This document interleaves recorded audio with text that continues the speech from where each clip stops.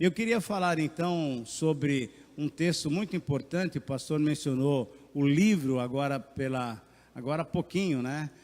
Quando ele apelou para que pessoas pudessem estar ajudando as crianças, sendo professores e assim por diante. Nós queremos falar sobre Atos capítulo 11, e eu queria que você abrisse a sua Bíblia para entender exatamente aquilo que nós vamos estudar. Atos capítulo 11, do versículo 19 até o versículo 30, e eu quero ler para os irmãos. Esse texto é um texto muito rico da palavra de Deus, e o título do nosso sermão então é Características de uma Igreja Viva. Nós procuramos exatamente isso, né?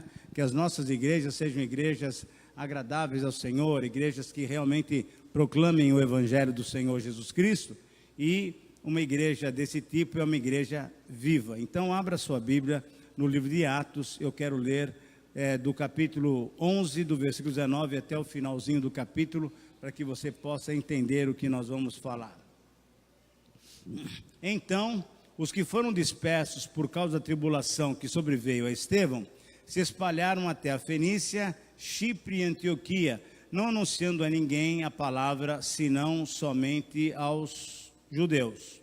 Alguns deles, entretanto, que eram de Chipre e de Cirene, e que foram até Antioquia, falavam também aos gregos, anunciando-lhes o evangelho do Senhor Jesus.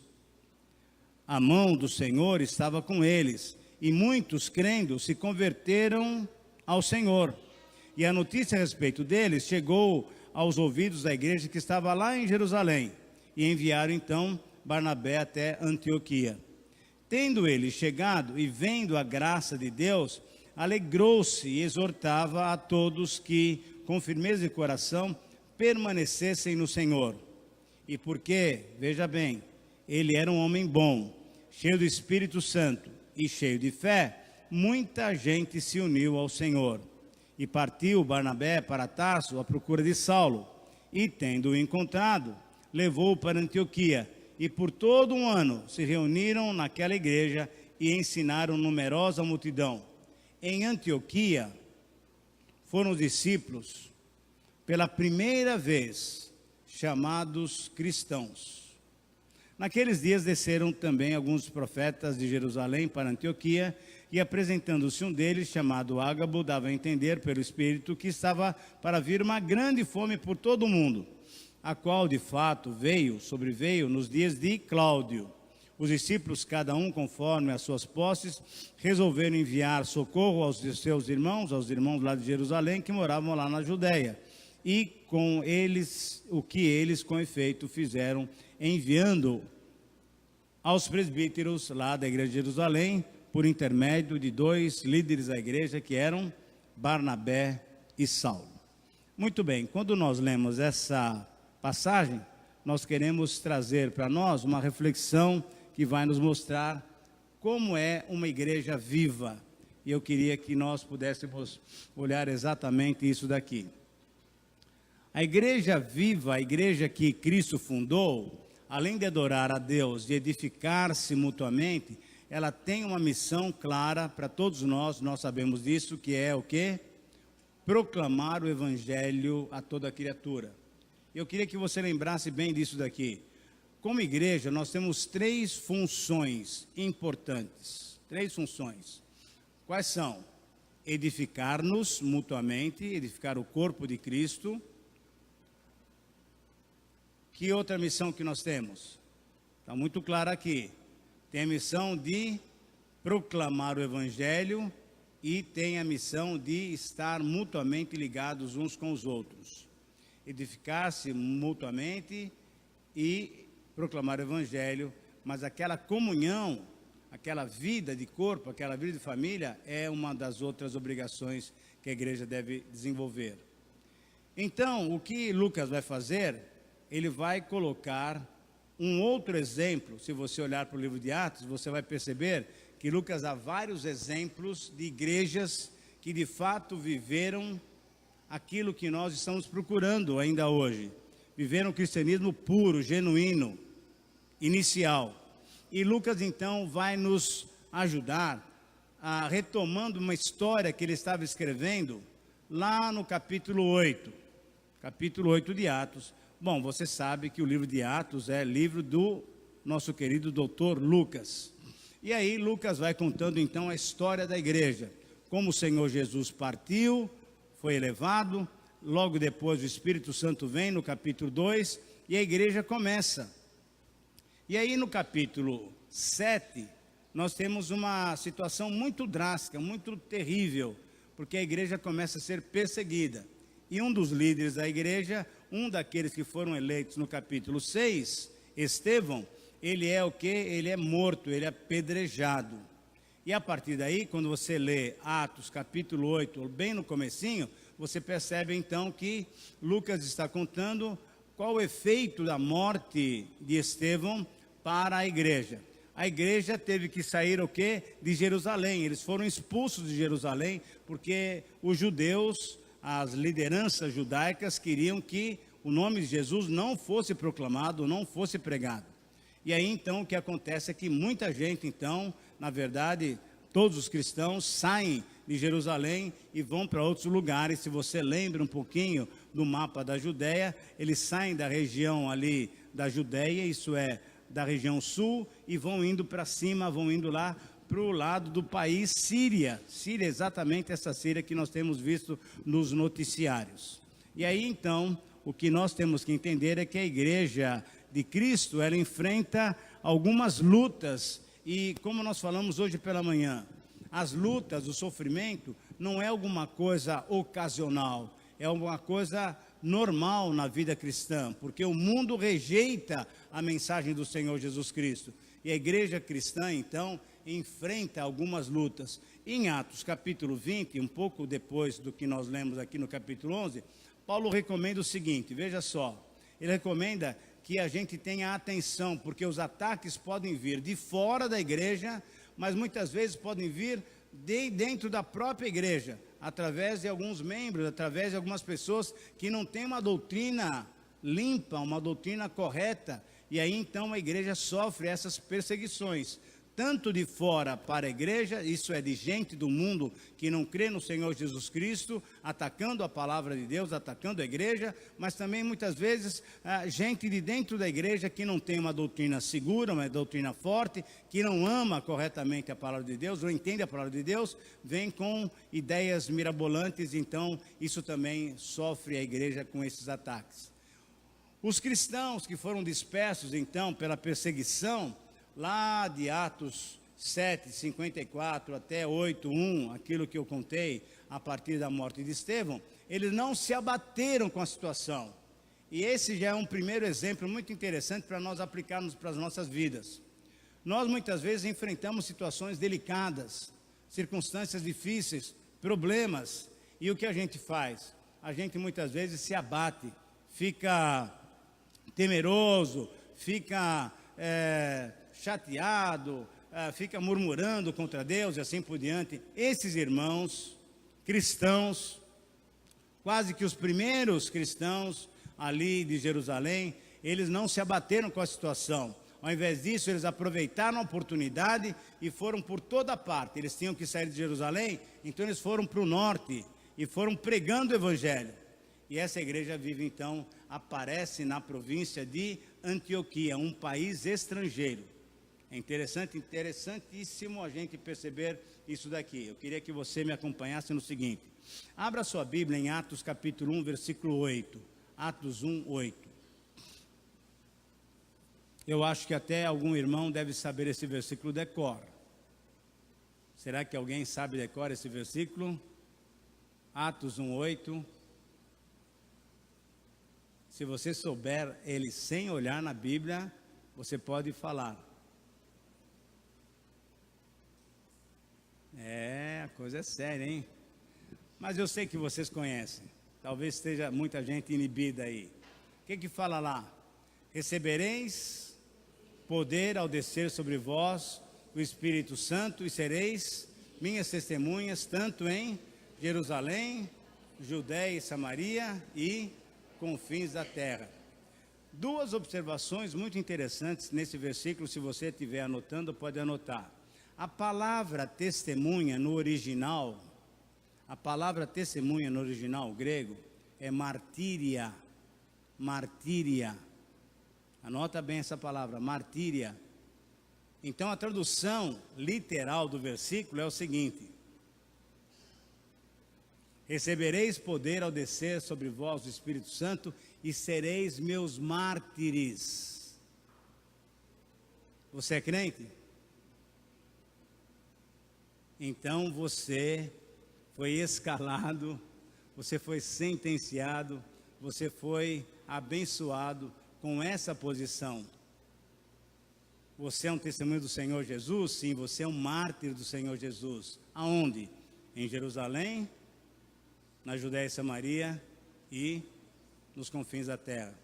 Isso a gente pode pensar, por exemplo, em termos de missões, missões locais, missões estaduais, missões nacionais, missões mundiais, assim por diante. Mas é interessante esse detalhe, a palavra é martíria, e a tradução literal dessa palavra, o aportuguesamento dessa palavra é o que? Mártires. E aqui nós temos exatamente o efeito disso. O efeito disso. Quem foi o primeiro mártir da igreja? Estevão. Sendo apedrejado, sendo totalmente morto, perseguido pela Judéia, pelos líderes judaicos. E aí então essa igreja viva apareceu aonde? Em Antioquia da Síria. Antioquia da Síria, então, só para relembrar, é aquele país que está bem ao norte de Israel, e é esse país que nós temos ouvido, várias notícias tristes, que já estão em guerra civil, porque já há uns 2, 4, 5 anos aí, com muita gente morta, com muita gente completamente desabrigada, e muita gente vindo, inclusive, para o Brasil. Vocês devem saber disso daí. Nós lá em São Paulo, eu sou de São Paulo, lá de São Paulo nós recebemos muita gente refugiada da Síria. Exatamente nesse país a palavra de Deus chega através desse grupo de irmãos que não perdeu a oportunidade de levar o Evangelho apesar de toda a dificuldade. Diante disso então, o Evangelho de Deus, que é o poder divino, lembra de Romanos 1,16, ele estava avançando e conquistando o quê? Novas fronteiras. No capítulo 1, versículo 8, nós temos a segunda ideia muito interessante que eu mencionei. Uma ideia é a questão de sermos mártires, mas outra ideia era a maneira pela qual o Senhor Jesus disse que a igreja deveria avançar. Primeiramente lá na região de Jerusalém, depois Judéia e Samaria e depois confins da terra. Se você quiser fazer umas anotações aí, anote o seguinte: do capítulo 1 até o capítulo 7 é o Evangelho em Jerusalém. Do capítulo 8 até o capítulo 12 é Evangelho em Judéia e Samaria. E do capítulo 13 em diante, Evangelho até os confins da terra. Então, o que acontece ali no capítulo 11 é exatamente o começo da obra missionária além fronteira, além daquilo que é a região chamada de Palestina. E a partir daí, então, nós temos esse relato tão especial no capítulo 11 e nós podemos entender que essa igreja, então, ela tem uma nova fronteira, ela tem acompanhado aquilo que o Senhor Jesus disse, e nós podemos olhar para esse texto e fazer uma seguinte afirmação. Afirmação muito clara, muito bem fácil de nós podermos entender. Toda a igreja viva caracteriza-se por proclamar a todos a mensagem salvadora do Evangelho, independentemente das circunstâncias. Toda a igreja viva, a igreja que é viva, ela não se abate com as circunstâncias, ela vai em frente na sua missão de proclamar o Evangelho, e ela supera as circunstâncias, supera as situações, e proclama o Evangelho, porque essa é a vontade de Deus para cada um de nós. E nesse texto então que nós acabamos de ler, nós encontramos pelo menos 5 características dessa igreja viva que proclama o Evangelho independentemente das circunstâncias, e eu queria compartilhar isso com os irmãos para que nós possamos ser edificados e possamos ser desafiados pela palavra de Deus. Em primeiro lugar, a igreja viva, aonde que está o voltador aqui? Vamos ver se eu consigo. Ah, a igreja viva caracteriza-se sobre um detalhe muito importante, isso é, espalhar o evangelho mesmo sobre perseguição. E aí, novamente, nós devemos olhar para as nossas próprias vidas. Qual situação nós temos vivido? Uma situação tranquila, sossegada? Ou nós temos tido já ataques de fora ou de dentro da igreja? As perseguições são constantes no meio evangélico. A oposição é constante no meio evangélico. Numa igreja que realmente prega a palavra de Deus, que ama a palavra de Deus, que dá o valor supremo, como nós vimos hoje pela manhã, a palavra de Deus, ela vai enfrentar dificuldades, ela vai enfrentar oposição. E uma igreja que enfrenta essa oposição, ela não pode se abater, porque ela sabe que ela tem um Senhor, e o Senhor tem dado um desafio para ela. E o desafio é o quê? Pregar o evangelho, esperar o evangelho, espalhar o evangelho, mesmo sob dificuldades, mesmo sob perseguições. Então, nós olhamos no versículo 19, e há uma clara disposição em aproveitar as oportunidades. Eles não ficaram abatidos, eles não ficaram chateados, não ficaram murmurando, não ficaram escondidos lá em Jerusalém para não sair, não, eles foram embora. E aproveitaram então essa oportunidade para fazer o quê? Para proclamar a mensagem do Senhor. E é interessante, quando nós proclamamos a palavra de Deus, nós temos que superar os preconceitos. E nós temos preconceitos, quer queira, quer não, você tem que admitir que você tem alguns preconceitos. Você tem gente que você olha assim, à distância, e já fala, não sei se vale muito a pena não. Você vê alguém da tua família, você vê alguém do teu serviço, você vê alguém da tua vizinhança, e não sabe se vale a pena gastar tempo com ele para proclamar o evangelho. E você sabe que os judeus tinham algumas ordenanças muito claras lá desde o Antigo Testamento. Não convivam com povos estrangeiros. E o fato é que esse pessoal, com essa linhagem, com esse pensamento, com essa filosofia de vida, aceitou o Senhor Jesus Cristo. Mas ainda carregavam essas ideias no seu coração, na sua mente. Então o que aconteceu? Muitos daqueles que foram proclamar o evangelho, foram indo para o norte do país, eles faziam o quê? Pregavam a mensagem do evangelho, a mensagem salvadora do Senhor Jesus, apenas para os judeus. Conheciam, viam alguns outros conterrâneos e falavam de que o Senhor Jesus era o Messias. Mas graças a Deus, alguns tinham o quê? Nascido fora de Jerusalém. Eram judeus em termos de religião, mas tinham agora aceitado o Senhor Jesus Cristo e tinham nascido então fora de Jerusalém. E esses começaram a fazer o quê? Pregar também para as outras pessoas que não eram judaicas. Então o preconceito foi sendo o quê? Derrubado. A barreira foi sendo derrubada. A pregação do evangelho vence qualquer barreira. E eu espero que nós vivamos exatamente isso. Talvez você tenha alguém lá no teu escritório, na tua firma, lá na escola, que você não gosta muito, você não vai muito com ele. Mas essa pessoa necessita de que você proclame o evangelho da salvação, porque é exatamente isso que ele precisa para conhecer o Senhor Jesus Cristo. Não dá para a gente ficar evitando, porque o Senhor Jesus veio para dar salvação. A mensagem deve ser proclamada a todos. Até para quê? Me desculpem falar isso. Para aqueles que não aceitam o evangelho, sejam o quê? Culpados de uma maneira correta. Porque ouviram e não receberam o evangelho. Não foram chamados por Deus. Portanto, então, eles precisam pelo menos ouvir o evangelho do Senhor. Uma segunda característica dessa igreja é uma igreja que se caracteriza por mostrar o quê? O poder de Deus. O poder de Deus.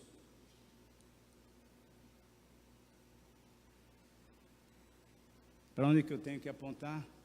Mas o problema é que, mesmo apontando, vamos chegar a uma conclusão aqui, vamos chegar lá no número 2. Alguém pode ficar passando para mim, então, e até esqueço isso daqui, tá bom? Pode ser? Então tá bom, muito obrigado. A segunda característica dessa igreja é uma igreja que se caracteriza por expressar o poder de Deus. O evangelho de Romanos é muito claro, né? Paulo mostrando que o evangelho é o poder de Deus e a mão de Deus estava sobre eles. É interessante, é um povo humanamente debilitado. Imagina você, eu sei que muitos de vocês aqui não são de Palmas, vieram de outras cidades, de outros estados, mas muita gente aqui é de Palmas. Você já tem uma vida aqui em Palmas. Eu estava vendo um pouquinho da história. Vocês têm o quê? 30 anos mais ou menos, 31 anos de estado, é isso? Não é isso? Agora imagina você agora já estabelecido em Palmas, trabalhando, tendo seus filhos na escola, morando aqui, daqui a pouco você tem a seguinte ordem política: cristão tem que sair de Palmas. Imagina só,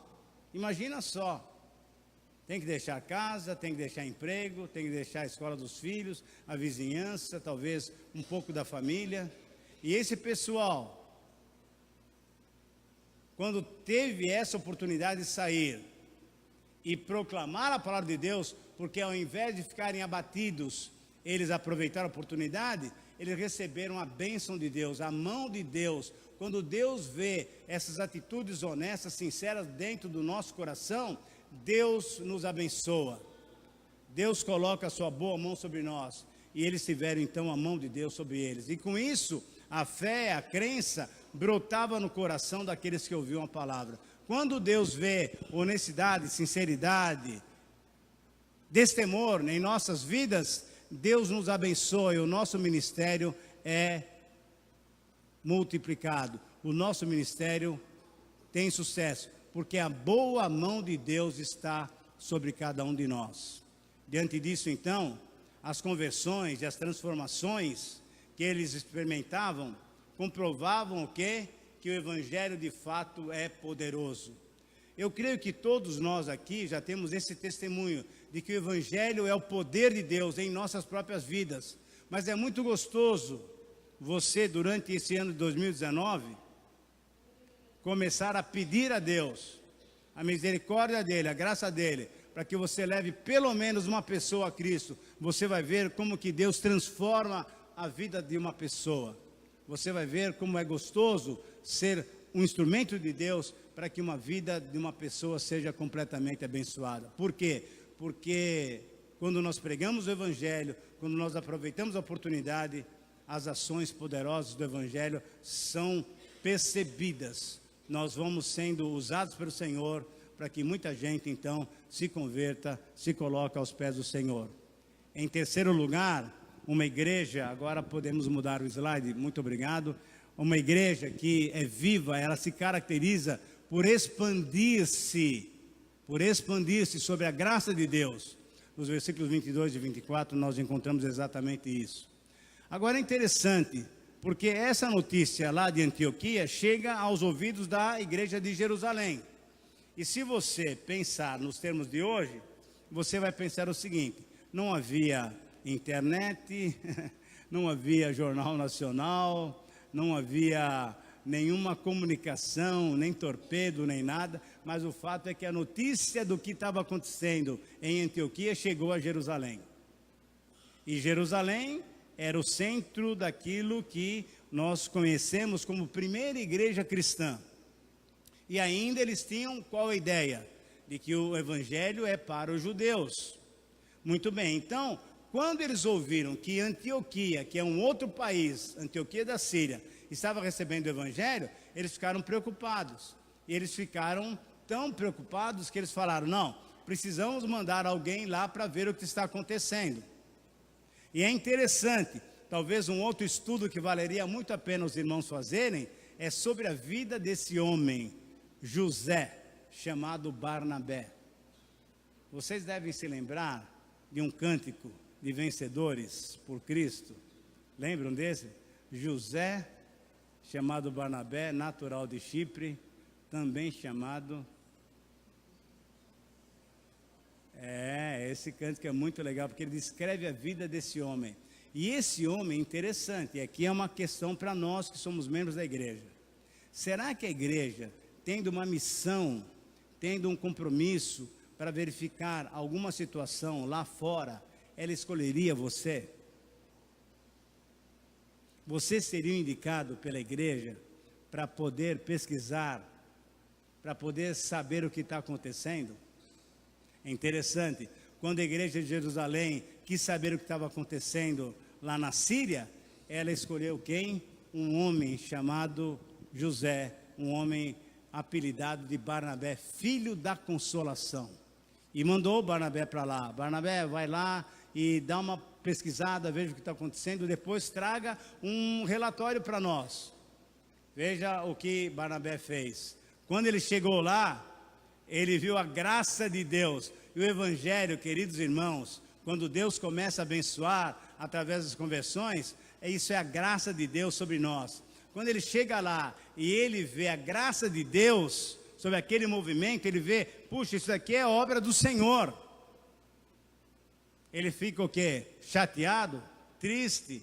Desconfiado? Não, ele fica alegre. Ele fica alegre. E a partir daí, então, ele começa a se envolver com aqueles irmãos e começa o quê? Batalhar para que mais pessoas conheçam o evangelho do Senhor Jesus Cristo. Quando você pega um desses versículos aqui, você vê as características de Barnabé, são desafiadoras para nós. Ele era um homem bom, cheio do Espírito Santo e um homem cheio de fé. Faça uma pergunta aí para você mesmo. Você poderia ser caracterizado dessa maneira? Um crente bom, uma senhora boa, no sentido de bondade,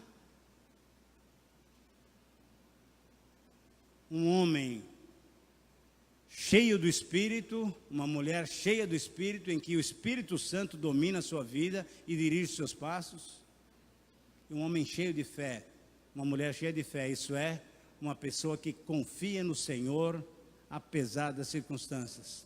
Quando Barnabé, que tem essas características, olhou aquilo que estava acontecendo, ele vibrou, ele levou aquilo lá com uma bênção de Deus. Deus está me dando a oportunidade de participar de alguma coisa que Ele está fazendo aqui. E adivinha se ele voltou para Jerusalém? Não voltou para Jerusalém. Talvez tenha mandado um torpedo, falando, pessoal, está tudo muito bem aqui. Mas não, ele ficou lá, e ele começou a trabalhar, ele começou a encorajar os irmãos. E a palavra que aparece no texto da nossa tradução aqui, a palavra que ele exortava. A palavra exortar no grego, você sabe disso, vem do verbo parakaleo. Parakaleo o que é? É apoiar, é conversar, não é exortar. No português hoje, o que quer dizer exortar? É o que? Puxar a orelha de alguém, é pegar no pé de alguém. Esse irmão precisa ser exortado. Não precisa ser encorajado, não precisa ser animado, não. A gente tem que pegar no pé dele porque ele não está andando legal. Isso é o português. O grego, o exortar no grego é o seguinte: encorajar, animar, incentivar. E o que Barnabé fez para aquela igreja foi exatamente isso. Irmãos, fiquem firmes, continuem. É dessa maneira que vocês estão proclamando o evangelho. É dessa maneira que vocês querem ter a mão do Senhor. Continuem proclamando o evangelho, porque a boa mão de Deus vai estar sobre vocês. E com isso, então, ele fez com que mais gente fizesse o quê? Se rendesse aos pés do Senhor Jesus Cristo. Tudo isso, então, nesse ambiente, um ambiente completamente novo, uma igreja viva, uma igreja que realmente supera as circunstâncias difíceis e começa a proclamar o evangelho e recebe a bênção do Senhor. Através do exemplo dos irmãos maduros, ele e mais alguma liderança que a gente vê logo no comecinho do capítulo 13, eles começam então a ter uma igreja viva, uma igreja forte, uma igreja que proclama a palavra de Deus. Uma quarta característica dessa igreja é que ela se caracteriza por executar os planos de Deus. No versículo 25 e 26, se você tiver a Bíblia aberta aí, você vai ver que acontece uma necessidade muito interessante. A obra está crescendo, o trabalho está crescendo, está se expandindo. E o que Barnabé faz? Barnabé não se sente um cara agora orgulhoso. Eu sou de Jerusalém, eu sou da primeira igreja e agora eu vou ser o quê? O chefão aqui nessa região. Eu vou ser o presbítero máximo, eu vou ser o reverendo aqui, eu vou ser o pastor, o apóstolo e assim por diante. Não. Ele viu que a obra era de Deus. E ele falou, peraí, se Deus está fazendo isso, eu tenho minhas limitações. E nós precisamos entender a nossa própria vida, as nossas limitações. E o que ele fez? Ao invés dele ficar com ciúmes, ele falou, não, eu preciso de mais alguém aqui. E para onde que ele foi? Foi para Tarso, para buscar aquele homem que chamava-se ainda Saulo. E a partir daí, então, ele tem um amigo, ele tem uma companhia firme com ele, que também proclama o Evangelho, porque ele foi transformado pelo poder do Evangelho de uma maneira espetacular. Ele era quase que um rabino, ele era um homem conhecedor da lei, e quando você lê Filipenses, ele fala, eu era irrepreensível diante da lei. Mas Paulo teve que se quebrantar, quando Jesus aparece para ele na estrada de Damasco, um homem transformado, e aí Barnabé entende que esse homem é a pessoa certa para estar trabalhando com ele. E vão para onde? Vão para Antioquia. E aí ele proclama o Evangelho.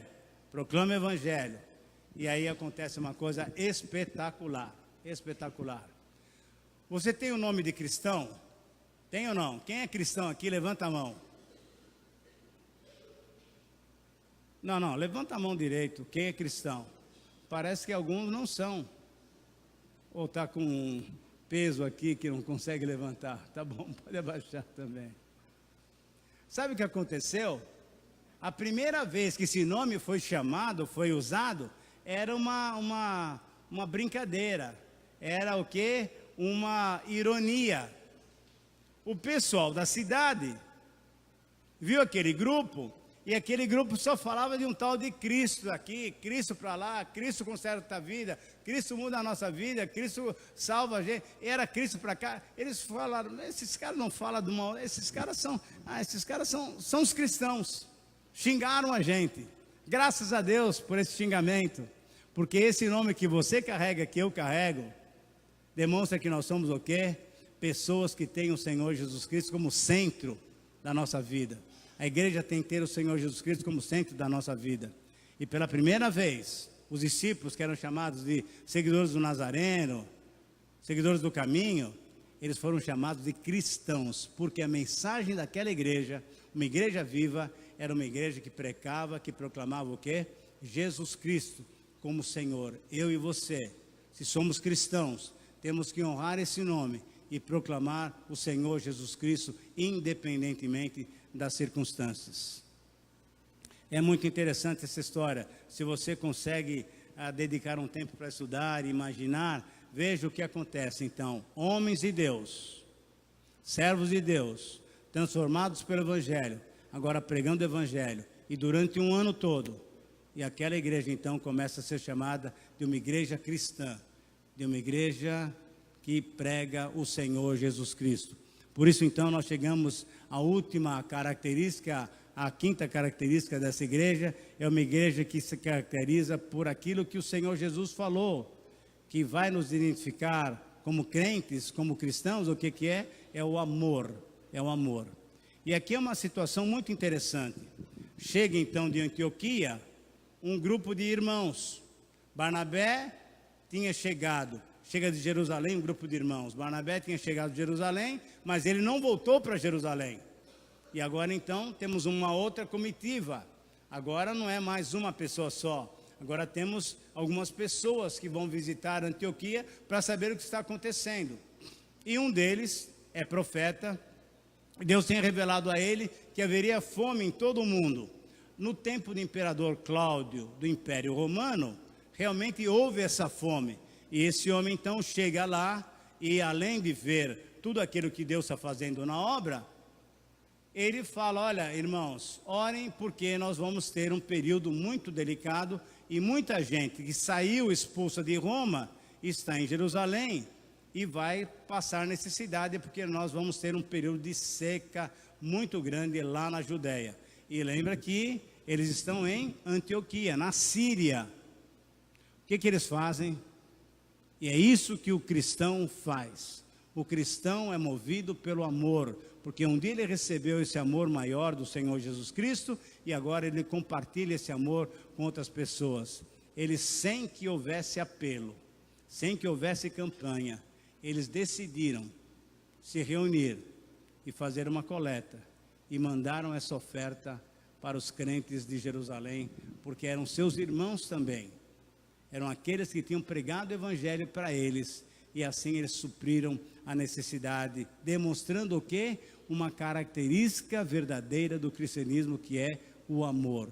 Uma igreja viva, ela ama, e amor, se você quiser pegar um texto muito bíblico, muito interessante, 1 João capítulo 3, versículos 14, 15, 16, ele fala o seguinte: o verdadeiro amor não é aquele que só abraça, não é aquele que só fala que ama.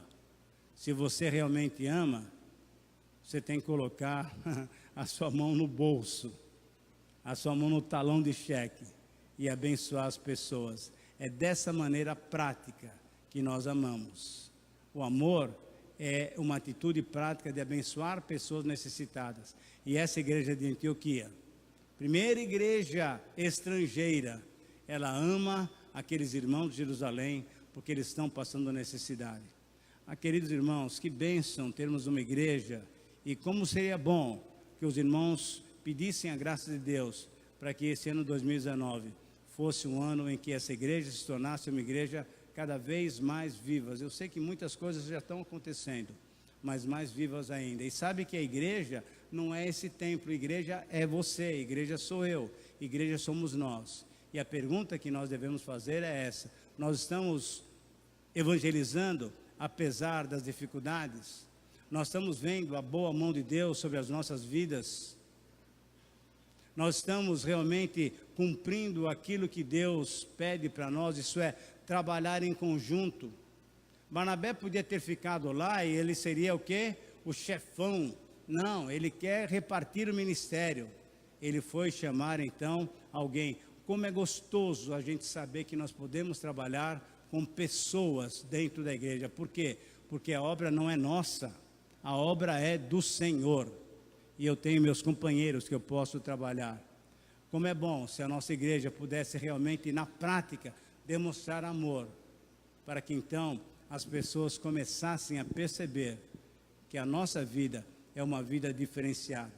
Eu termino com algumas colocações bem claras aqui para nós. Conclusão: o que é que nós temos feito para que a nossa igreja seja uma igreja que apresenta essas características? Como membros da igreja, como membros do corpo de Cristo, eu tenho essas características, porque a igreja não é a instituição, a igreja sou eu e você. Pergunte para você se você tem essas características. Próximo slide nos mostra o seguinte: só quando nós proclamamos o evangelho e aproveitamos todas as oportunidades é que nós somos uma igreja viva. Você é um cristão vivo? Essa é uma pergunta que você tem que fazer. Você é um cristão que aproveita, que você tem essas 5 características na sua vida e tem desenvolvido elas e tem percebido a boa mão de Deus sobre a tua vida? É o desafio que a palavra de Deus nos dá. E diante disso, então, uma última colocação é a seguinte: que as características da nossa igreja possam fazer o mundo nos identificar como cristãos. Que o Senhor possa olhar para nós e possa ver em nós um grupo de pessoas que realmente têm colocado Cristo no centro, têm colocado Cristo como o mais importante, que a nossa mensagem seja uma mensagem para atingir aqui a cidade de Palmas, e a mensagem é Jesus Cristo. Que Deus possa nos abençoar, que Deus possa abençoar os irmãos, e que essa igreja, cada vez mais, se torne uma igreja viva, para a honra e para a glória do Senhor Jesus Cristo. Amém? Que Deus nos abençoe com isso.